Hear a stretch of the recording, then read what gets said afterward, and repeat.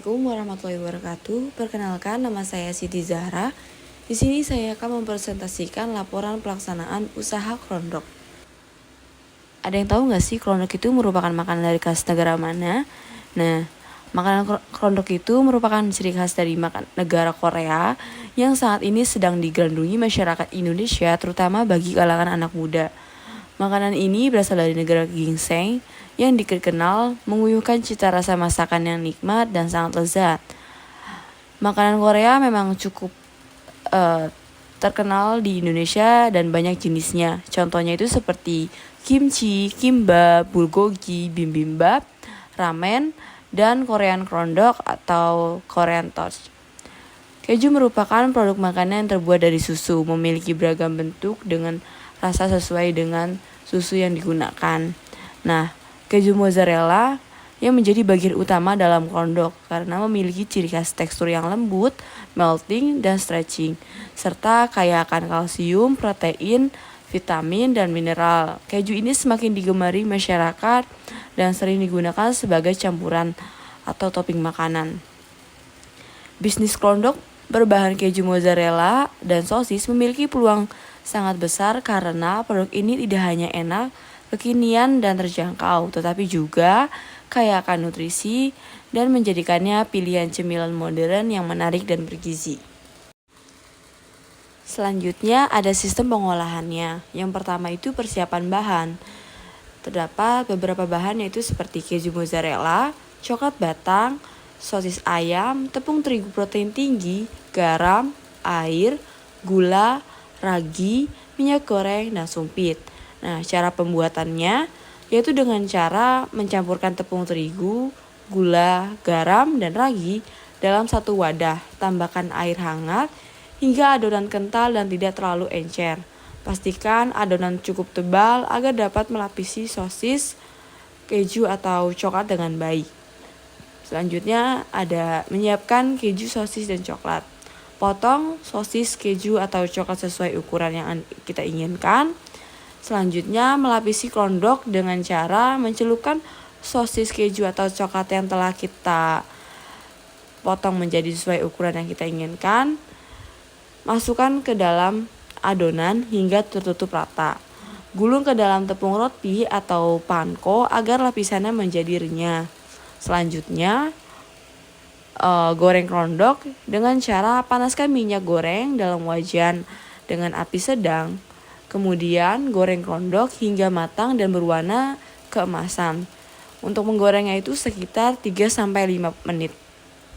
Selanjutnya, angkat dan tiriskan krondok di atas tisu dapur untuk mengurangi minyak. Dan step terakhirnya yaitu penyajian. Sajikan krondok dalam keadaan hangat dan tambahkan saus pedas, saus tomat, dan mayones sesuai seleranya. Ciri-ciri dari produk, jasa, dan pelayanannya. Produk itu apa sih? Produk merupakan barang atau hasil olahan yang dibuat untuk dikonsumsi manusia sebagai sumber nutrisi, energi, atau kenikmatan. Nah, produk yang kami tawarkan adalah makanan dengan berbagai varian rasa yang mengutamakan variasi dan cita rasa unik untuk memenuhi selera konsumen. Varian rasa yang disebutkan seperti keju mozzarella, sosis ayam, dan coklat keju mozzarella yang menunjukkan bahwa produk ini menawarkan kombinasi rasa yang beragam mulai dari gurih, asin, hingga manis. Selanjutnya ada jasa. Jasa itu layanan yang berhubungan dengan penyediaan, pengolahan, atau pengantaran makanan kepada konsumen.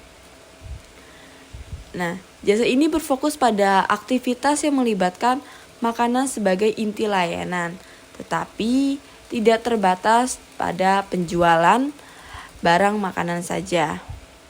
Nah, jasa yang kita gunakan ini menggunakan layanan online seperti GrabFood, GoFood, dan ShopeeFood. Selanjutnya ada pelayanan. Pelayanan adalah seluruh proses, aktivitas, atau tindakan yang dilakukan oleh penyedia makanan untuk memastikan bahwa konsumen mendapatkan produk makanan dengan kualitas terbaik dan pengalaman yang memuaskan. Nah, pelayanan yang kita berikan, yang pertama itu ada kualitas produk, seperti penyediaan makanan dengan rasa, tekstur, dan penampilan yang baik, kebersihan dan keamanan makanan yang terjamin, serta memenuhi kebutuhan pelanggan seperti variasi rasa, pemilihan menu, dan kebutuhan diet tertentu. Yang kedua itu ada pelayanan proses penyajian makanan tepat waktu sesuai dengan pesanan, penataan makanan yang menarik dan menggugah selera, serta kepedulian terhadap detail seperti penyajian makanan yang masih hangat. Yang ketiga ada pelayanan pelanggan. Staf yang ramah, sopan, dan responsif terhadap kebutuhan pelanggan, memberikan informasi yang jelas tentang menu, harga, dan promosi, dan menangani keluhan atau masukan pelanggan dengan profesionalisme. Yang keempat itu ada pelayanan, kenyamanan, dan fasilitas.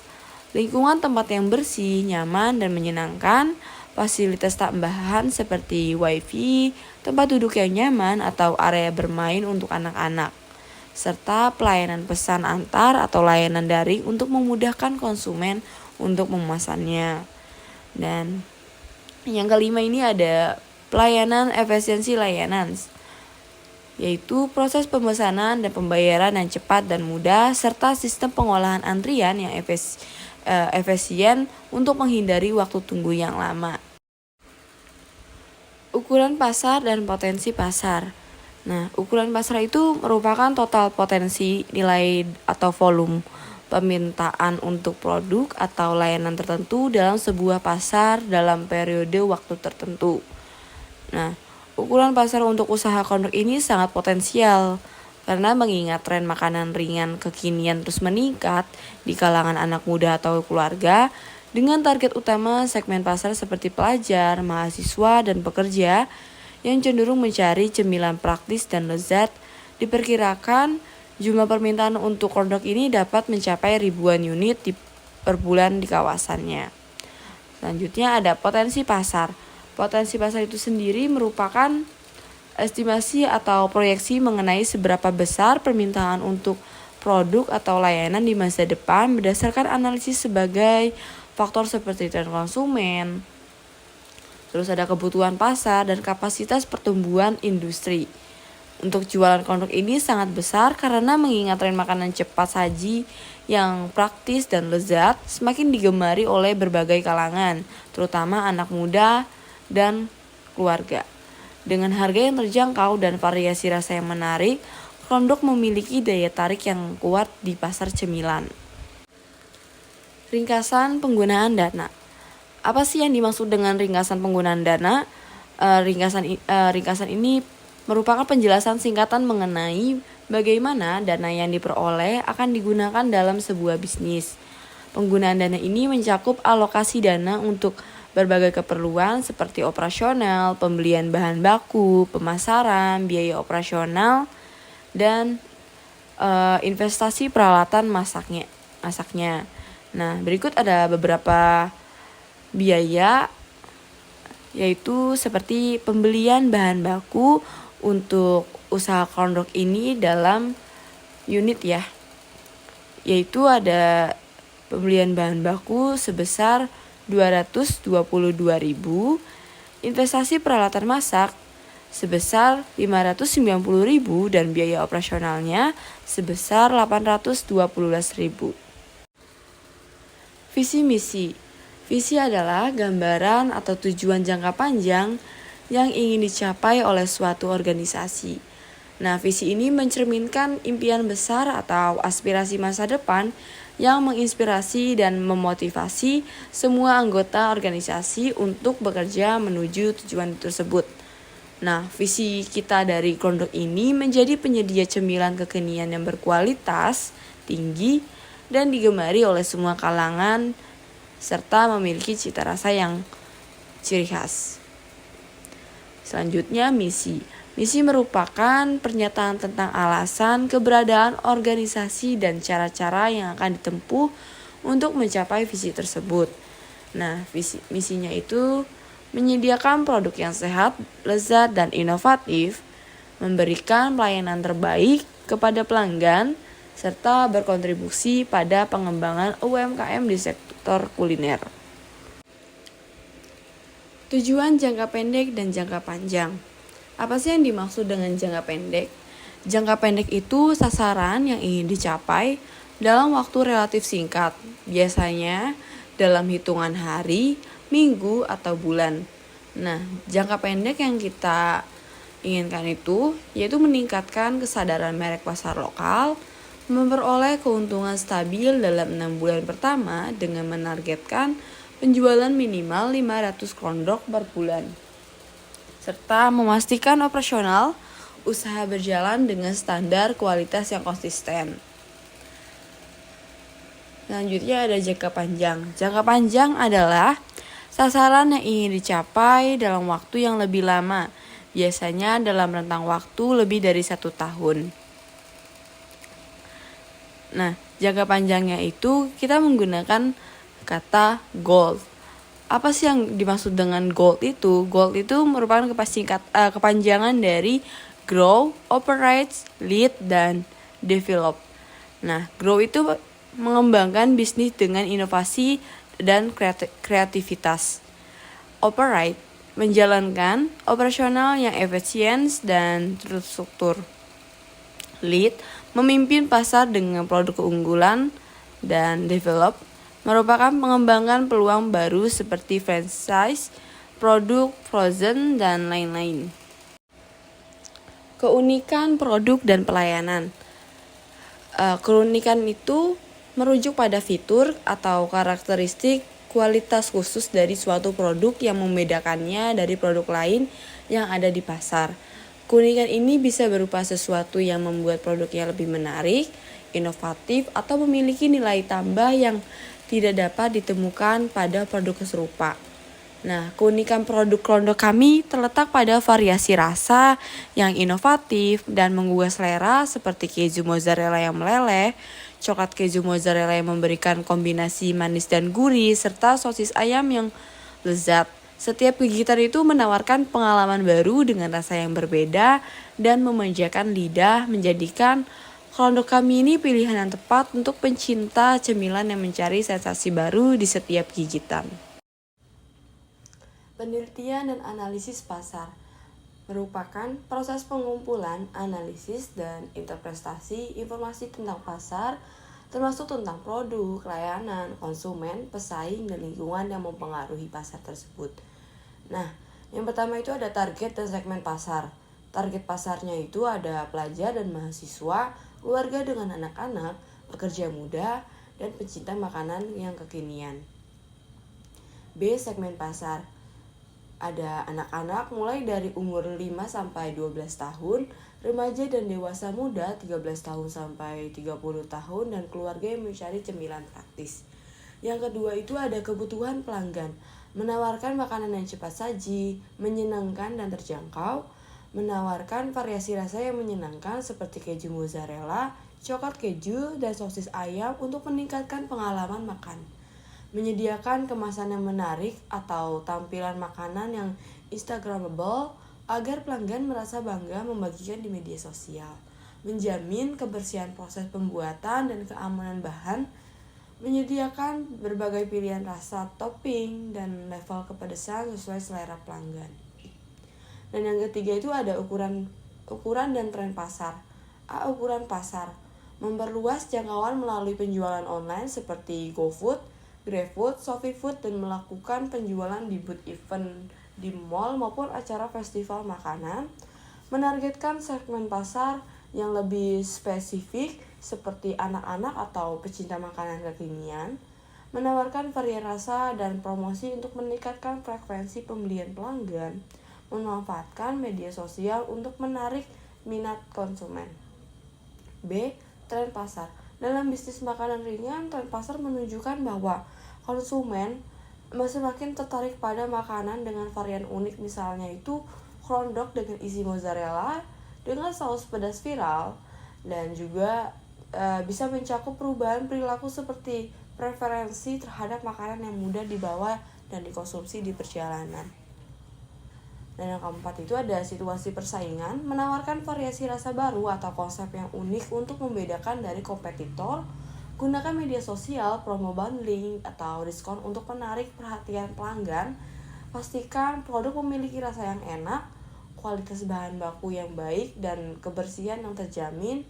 Memberikan layanan yang ramah dan cepat, serta kemudahan memesan melalui aplikasi online. Dan yang kelima itu ada kalkulasi atau perkiraan pasar. Potensi pelanggannya itu per bulan sekitar 500-700 orang, dan estimasi pendapatan bulanan itu 15 juta sampai 25 juta. Rencana pasar. Rencana pasar itu sendiri merupakan dokumen strategis yang merinci bagaimana sebuah bisnis akan mempromosikan produk atau layanan kepada target pasar untuk mencapai tujuan tertentu seperti peningkatan penjualan, membangun merek, atau memperluas jangkauan pasar. Nah, yang pertama itu ada strategi pasar atau penjualan dan distribusi. Strategi pasar yang digunakan untuk usaha ini anak muda usia 15-30 tahun yang mencari makanan kekinian menggunakan strategi harga yang terjangkau untuk menarik pelanggan baru, misalnya diskon perkenalan atau paket hemat untuk pembelian lebih dari satu, menggunakan Instagram, TikTok, atau Facebook untuk mempromosikan produk, menjual produk melalui aplikasi makanan online seperti GrabFood, GoFood, dan ShopeeFood, menyediakan gerai kecil di tempat strategis, meniadakan promo beli 2 gratis 1 di hari tertentu.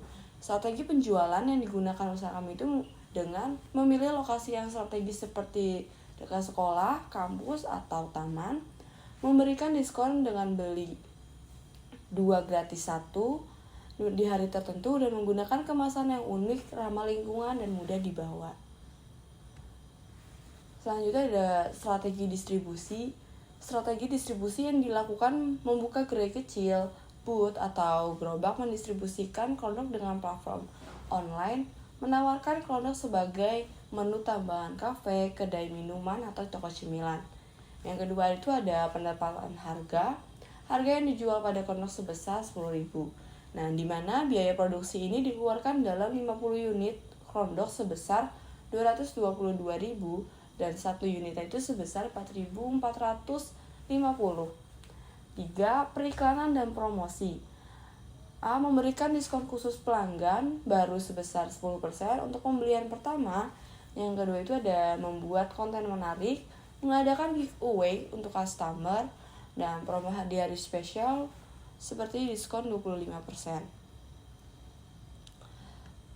Yang keempat itu ada lokasi pemasaran. Lokasi ini dipilih berdasarkan faktor-faktor seperti lalu lintas pengunjung, demografi target konsumen, daya beli, dan potensi penjualan. Lokasi pemasaran yang strategis itu dekat dengan target pasar seperti sekitar sekolah, kampus, atau tempat yang sering dilalui oleh orang-orang seperti pusat pembelanjaan, jalan utama, lokasi yang mudah diakses seperti biaya sewa lokasi sesuai dengan anggaran dan potensi keuntungan. Aspek risiko. Nah, apa sih itu aspek risiko? Itu terkait tentang tantangan atau kendala yang berpotensi muncul di masa depan dan dapat mempengaruhi operasional, kualitas pemasaran, atau keberlanjutan usaha tersebut. Nah, ada beberapa masalah potensial seperti persaingan pasar.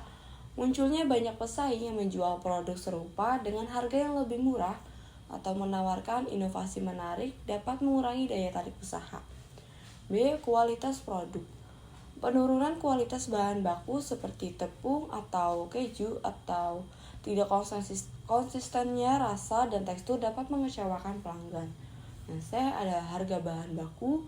Fluktuasi harga bahan baku akibat inflasi atau ketergantungan pemasok tertentu dapat mempengaruhi keuntungan usaha. 2. Resiko dan hambatan. Yang pertama ini ada resiko persaingan pasar. Banyaknya usaha yang serupa menjual produk dengan harga yang murah dan inovatif yang bersaing. Perubahan selera konsumen, tren makanan yang cepat berubah dapat membuat produk kehilangan daya tarik. kerugian finansial, modal usaha yang habis akibat biaya operasional yang tinggi atau pendapatan rendah, bahan baku, kenaikan harga atau kelangkaan bahan baku utama seperti sosis tepung dan keju. Kualitas produk, resiko kualitas produk menurun akibat kesalahan produksi yang dapat merusak reputasi bisnis. Selanjutnya ada faktor eksternalnya, itu peraturan pemerintah yang membatasi usaha kecil atau kondisi ekonomi yang melemah. B. Hambatan. Nah, hambatan modal terbatas, promosi yang kurang efektif, lokasi usaha, tenaga kerja, cuaca atau musim. Yang ketiga itu ada tindakan alternatif. Persaingan pasar itu tindakan alternatifnya itu dengan cara membuat inovasi produk seperti menambahkan topping yang unik, menyediakan ukuran mini, atau menggunakan bahan baku premium untuk mencapai nilai tambah. B. Perubahan selera konsumen dengan cara melakukan survei atau polling kepada konsumen untuk mengetahui tren baru serta memperbarui menu secara berkala. Yang saya kerugian finansial dengan cara mengelola keuangan dengan membuat anggaran yang ketat, mencari sumber pendapatan tambahan seperti kerjasama event, dan memanfaatkan promosi digital yang minim biaya. Yang itu ada D. Kenaikan harga bahan baku dengan cara menjalin kerjasama dengan beberapa pemasok untuk mendapatkan harga terbaik atau menggunakan bahan baku pengganti yang tepat menjaga kualitas produk. Yang E ada penurunan kualitas produk, melakukan pelatihan dengan kepada tenaga kerja, menetapkan SOP standar operasional prosedur produksi, dan menjaga pengawasan kualitas secara ketat. Aspek finansial atau kelayakan usaha. Aspek ini merupakan proses evaluasi keuangan suatu usaha untuk memahami potensi profitabilitas, efisiensi, dan stabilitas keuangan. Nah, dalam usaha kronik ini, finansial digunakan untuk menilai apakah bisnis tersebut layak dijalankan, seberapa besar keuntungan yang dapat dihasilkan, serta bagaimana pengelolaan modal dan biaya yang dilakukan.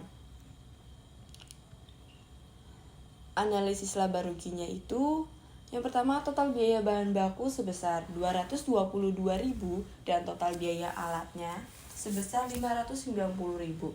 Setiap unit dijual dengan harga 10.000. Dari bahan yang tersedia dapat menghasilkan 50 pieces rondok. Nah, pendapatannya itu 50 pieces dikali dengan 10.000 sama dengan 500.000. Biaya produksinya atau harga pokok produksi, total bahan baku yang sebesar 222.000 dibagi dengan 50 pieces sama dengan sebesar 4.450 pieces.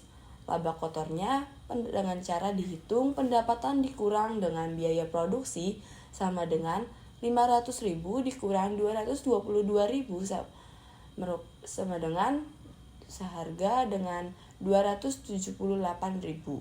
Biaya lain atau operasional atau tidak langsung, penyusutan alat sama dengan total biaya alat dibagi dengan umur alat. Nah, umur alat ini memiliki jangka masa itu ada 1 tahun. Sebesar 590.000 dibagi 1 tahun. Nah, dalam 1 tahun itu ada 12 bulan, jadi kita bagi 12 bulan sama dengan 49.167.000 per bulan. Laba bersih dengan cara dihitung laba kotor dikurang dengan penyusutan. Nah, laba penyusutannya itu sebesar 228.833. Selanjutnya itu ada arus kas masuk. Pendapatan dari penjualan 50 unit sebesar 500.000. Arus kas keluar bahan baku sebesar 222.000 dan penyusutan alatnya itu sebesar 49.167.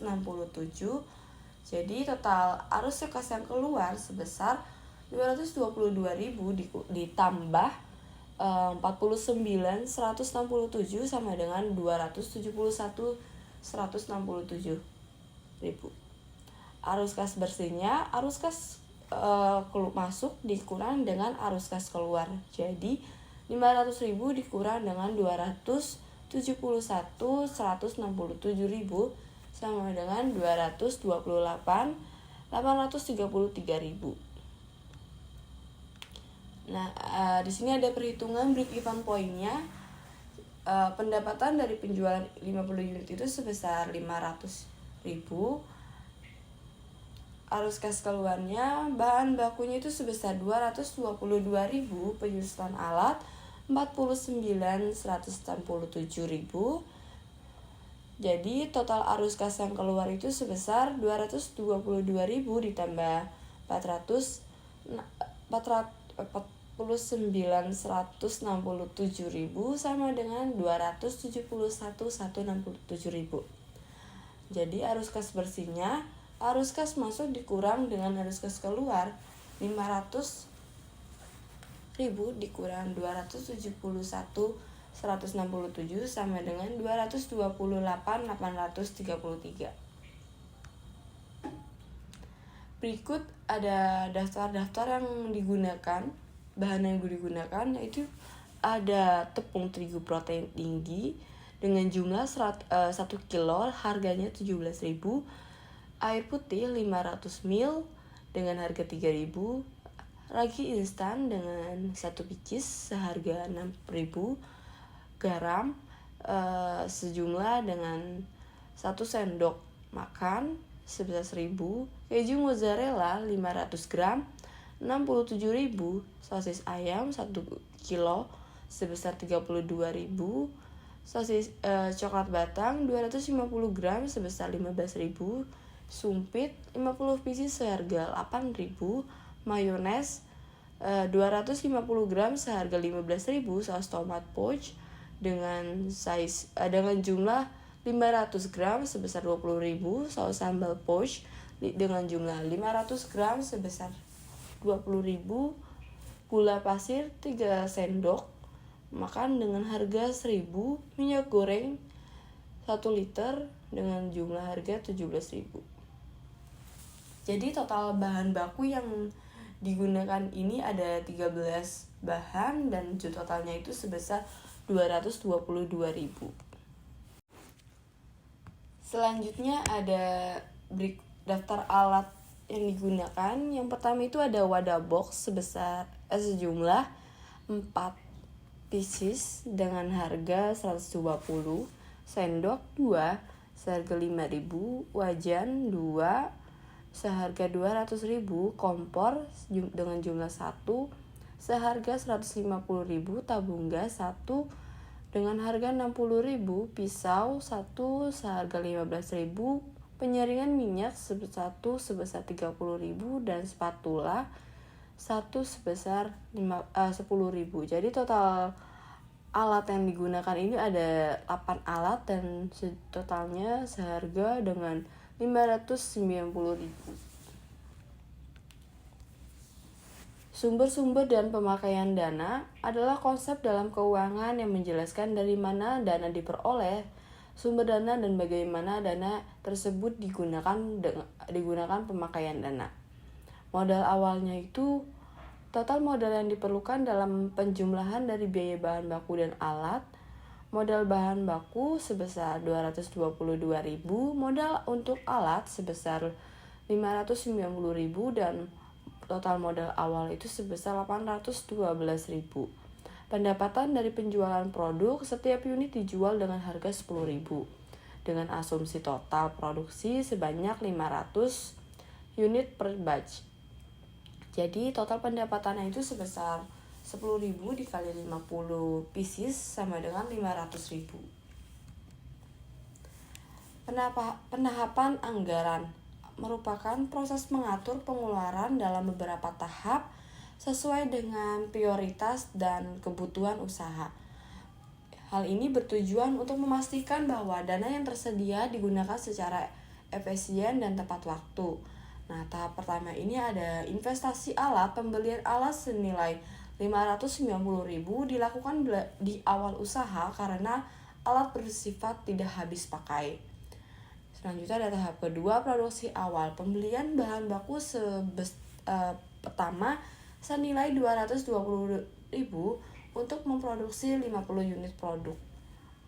Tahap ketiga yaitu operasional keberlanjutan. Dari hasil penjualan 500.000 per batch, laba bersih sebesar 265.708 dapat digunakan untuk membeli bahan baku berikutnya, sehingga siklus produksi keberlanjutan tanpa modal besar. Nah, kesimpulan dari laporan usaha Krondok ini, usaha Krondok sosis mozzarella memiliki potensi keuntungan yang menjanjikan dengan laba bersih sebesar 265.708 per batch atau dapat menjanjikan keuntungan sebesar 53%. Modal awal yang terjangkau, BEP yang cepat, serta produk yang menarik membuat usaha ini layak dijalankan. Sebagian laba dapat diinvestasikan kembali untuk mengembangkan usaha, misalnya dengan menambahi alat atau meningkatkan branding. Dengan pengelolaan yang baik, usaha ini dapat berkembang secara keberlanjutan menjadi sumber pendapatan yang stabil. Sekian presentasi laporan pelaksanaan Krondok. Semoga bermanfaat. Assalamualaikum warahmatullahi wabarakatuh.